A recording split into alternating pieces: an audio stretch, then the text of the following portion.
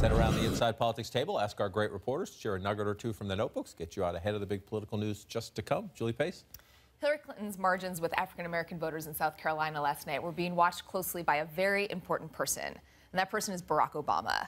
There was a feeling as Clinton was stumbling through Iowa and New Hampshire among Democrats close to the president that if she were to continue stumbling with black voters, that would push the president toward an early endorsement, specifically to bring those voters along.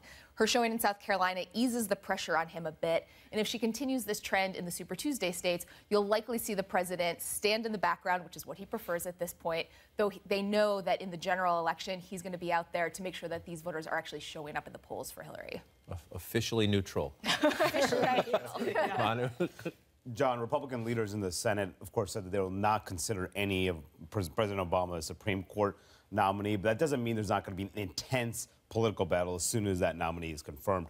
Both sides are gearing up for a very intense fight on the outside. Republican outside groups are already digging dirt over any potential nominee. America Rising, the opposition research firm, has been hired by the Judicial Crisis Network, which is already airing ads in a lot of these states for Republican senators.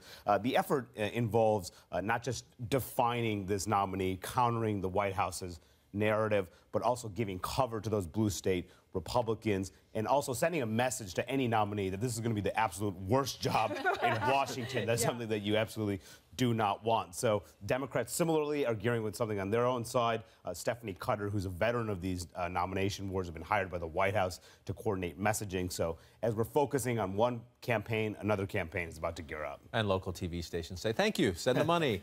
Jonathan? John, looking ahead to Super Tuesday, the delegates may be in Texas, but my home state of Virginia is a better reflection of the country's politics today. And that's why Marco Rubio is there today, all day in Virginia, campaigning. His appeal so far is among the kind of highly educated voters, and there's lots of them in Virginia. I think that's why you're seeing him there today. If he can perform well, then I think you're going to see him possibly do as well in Ohio and Florida on March 15th.